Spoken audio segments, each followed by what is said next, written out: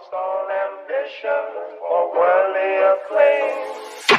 I just wanna be the one you love, and with your admission that you feel the same.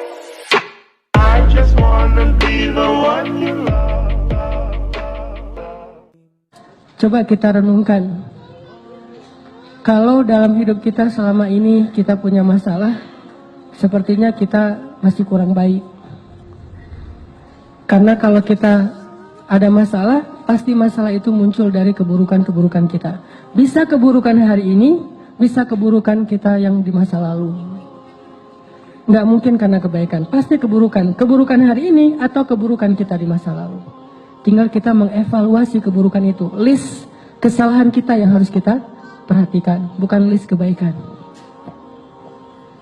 Lalu kita coba renungkan, kayaknya saya masih kurang baik nih. Yuk, tingkatkan lagi kebaikan kita.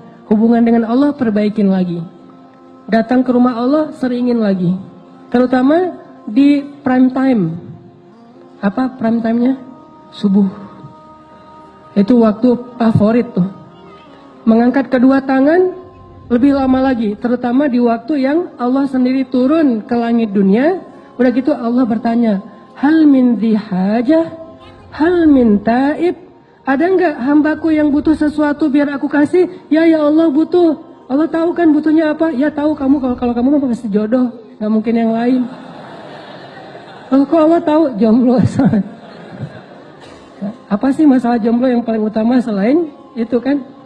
Kita mah boleh lapar, kita boleh lapar perut, kita boleh nggak jelas hidupnya, tapi hati harus terisi ya. Kalau itu udah ada, nggak makan juga nggak masalah. Yang penting siangnya makan, paginya doang yang enggak. Gitu. Nah ini teman-teman artinya kita coba perbaiki lagi hubungan kita dengan Allah, dan jangan pernah ragu bahwa hubungan kita kalau semakin baik dengan Allah, hidup kita susah itu nggak ada pasangannya kayak gitu tuh nggak. Makin baik hubungan kita dengan Allah, hidup kita makin mudah. Makanya ini sekedar inspirasi aja, saya baru juga dapat sharing dari seorang teman tadi. Beliau cerita dulu sebelum hijrah di sebuah pekerjaan yang nggak halal, beliau ngerasa hidup beliau penghasilannya tuh kayak lancar gitu, banyak untung besar segala macam. Tapi setelah beliau hijrah, beliau ngerasa sekarang kenapa kok penghasilan saya jadi kayak berkurang Ustadz. Jadi malah susah, finansial saya tuh bermasalah Ustadz. Saya tanya, dulu sebelum hijrah emang ada masalah apa? Masalahnya sih saya punya hutang 47 miliar. Makanya saya hijrah. Tapi setelah saya hijrah kok saya penghasilannya jadi susah Ustaz, nggak kayak dulu lancar. Saya balik tanya, memangnya dulu Bapak bagaimana disebut penghasilan lancar sementara hutangnya 47 miliar? Itu bukan penghasilan lancar, itu bukan rezeki, itu bukan keberlimpahan, itu minus 47 miliar. Sejak hijrah beliau ngerasa penghasilannya susah. Enggak, justru sejak hijrah penghasilan beliau mungkin nggak bertambah, tapi minusnya nahan segitu aja, jangan nambah lagi gitu. Pelan-pelan berkurang minusnya. Jadi misalnya 20 miliar, 10 miliar. Dan ini uang semua ini. Saya juga kaget, 47 miliar. Langsung berhitung gitu. Beli kerupuk berapa misalnya, beli bakso. Lumayan banyak kan ya. Orang sering salah paham. Dia ngerasa bahwa dulu sebelum hijrah lancar. Padahal nggak lancar penghasilannya, lancar hutangnya. Setelah berhijrah mungkin seret gitu. Tapi hutangnya juga seret, penghasilannya Allah akan perbaiki secara bertahap. Kayak orang sembuhnya pelan-pelan. Pertama mungkin hilang dulu panasnya, kemudian mulai hilang radangnya, kemudian mulai lemesnya hilang, udah agak sehat, bertahap. Artinya teman-teman nggak mungkin bersilangan. Sehingga kita coba belajar yakin. Wa may yattaqillah, pasti yaj'al lahu makhraja. Jadi kalau kita berbuat baik, gak usah khawatir, kebaikan kita tuh gak bakalan sia-sia, gak bakalan. Berdoa gak bakalan sia-sia. Aduh, kayaknya sia-sia nih saya berdoa gak ada hasilnya, gak ada. Ini kayaknya rugi aja nih saya selalu berdoa ternyata gak ada perubahan, gak mungkin.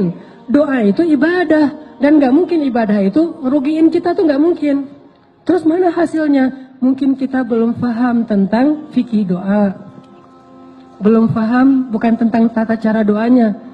Hikmah bagaimana cara Allah mengabulkan doa. Dikabulkan pasti. Kalau nggak ada penghalang.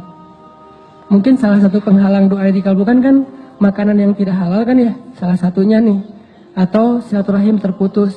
Kalau nggak ada penghalang, doa kita pasti dikabulkan Allah. Cuman kita kadang terlalu memaksakan Allah mengabulkan seperti yang kita pengenin. Padahal bisa aja Allah ngabulinnya sesuatu yang lebih baik dari apa yang kita pengenin. Atau Allah mengabulkan doa kita dengan memberikan kebaikan yang sama nanti di akhirat. Toh kita hidup tuh nggak sekali, kita hidup tuh 2 kali, dunia dan akhirat. Dan bahkan dunia itu kita cuma hidup sebentar, 60-an tahun, dan itu pendek banget loh. Kita nggak pernah ngebandingin sih, makanya nganggap kayak usianya panjang 60 tahun. Coba bandingkan dengan umat kaum Nabi Solih, kaum Ad dan Samud, berapa usianya? Rata-rata 1500 tahun, 2000 tahun. Nabi Nuh, dakwahnya doang 950 tahun. Usianya lebih dari itu. Sehingga dulu ada ibu-ibu ya, lagi nangis di atas kuburan anaknya. Anaknya meninggal ABG gitu. ABG meninggal, SMA juga belum lulus gitu, meninggal. Entah tabrakan, entah apa gitu. Meninggal, ibunya nangis di atas kuburan. Nah, kasihan kamu ya, meninggal muda, belum sempat menikmati hidup, gitu-gitu dan merintih, meratap. Lewat seorang ulama di zaman itu, umat Nabi Solih. Ibu, kenapa menangis? Ini anak saya meninggal muda, kasihan. Emang usia berapa dia meninggal? Masih ABG. Berapa? 300 tahun. 300 tahun ABG coba. Terus ulama ini bilang, wah ibu, bersyukurlah dikasih usia 300 tahun. Karena nanti akan muncul suatu generasi, suatu umat yang usianya hanya 60 tahun. Ibu ini kaget, hah manusia 60 tahun? Gak salah tuh sih. Kita 60 tahun tuh udah lama loh. Bagi mereka 60 tahun itu gak ada apa-apanya. Sampai ibu itu mengatakan, kalau saya cuma dikasih usia 60 tahun, bakalan saya pakai itu seumur hidup saya hanya dengan 1 kali sujud. Bayangin sujudnya aja 60 tahun.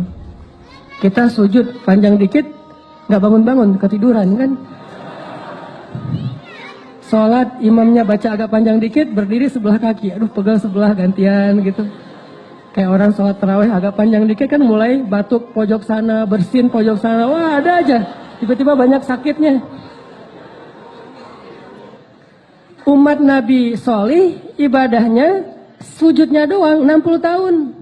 Bahkan Allah menciptakan malaikat setiap hari khusus tugasnya untuk sujud pada Allah. Jadi diciptain langsung sujud dan tidak bangkit dari sujudnya sampai hari kiamat. Berapa jumlahnya? Sehari 70.000 malaikat. Setiap hari Allah menciptakan 70.000 malaikat yang tugasnya itu untuk sujud. Memenuhi Baitul Ma'mur. Memenuhi langit dunia. Sehingga Baitul Ma'mur itu kata Nabi sesek luar biasa. Saking seseknya, seandainya Baitul Ma'mur itu retak gara-gara dipenuhi malaikat, maka retakan dari Baitul Ma'mur itu akan jatuh ke atas Ka'bah tepat. Penuh dengan para malaikat. Bayangin sehari 70.000. Dan satu malaikat itu ukurannya lebih besar daripada bumi. Bumi di hadapan para malaikat kayak bola kayak bola pingpong kali. Jibril doang. Satu Jibril ketika menyampaikan wahyu kepada Rasulullah, itu kan Jibril dengan wujud aslinya tuh. Kemana Nabi ngelihat ke langit itu ada wajah Jibril. Di situ Jibril, di situ Jibril. Semuanya dipenuhi oleh Jibril. Nabi lari, dipanggil sama Jibril, ya Muhammad, jangan lari, saya Jibril, kamu Rasulullah. Nabi takut karena gak kenal sama Jibril. Tiba-tiba di follow gitu kan sama Jibril. Wah ini siapa nih followersnya? Ngeri lagi followersnya, Jibril. Bayangin Allah menciptakan 70.000 malaikat yang tugasnya cuma untuk sujud. Jadi artinya kita hidup itu nggak cuma di dunia, kita hidup 2 kali, dunia dan akhirat. Dan adegan kehidupan akhirat yang kita tahu itu terlalu disingkat oleh kita. Padahal satu ayat itu kalau dibedah bisa sampai 100 bahkan 1000 tahun. Ada banyak sekali adegan-adegan di akhirat yang kita jarang memikirkannya. Dan adegan itu pasti akan kita lalui, kita jalani.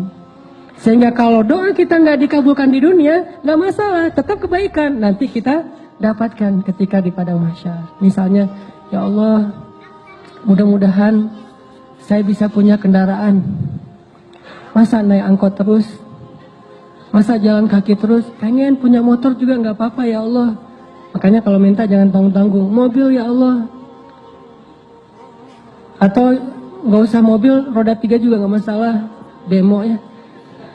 Ya Allah, saya pengen punya kendaraan. Doa, pengen punya kendaraan. Ternyata qadarullah, dalam sekian lama dia berdoa nggak punya kendaraan, meninggal masih jalan kaki atau paling-paling sepeda ontel, nggak punya kendaraan bermotor.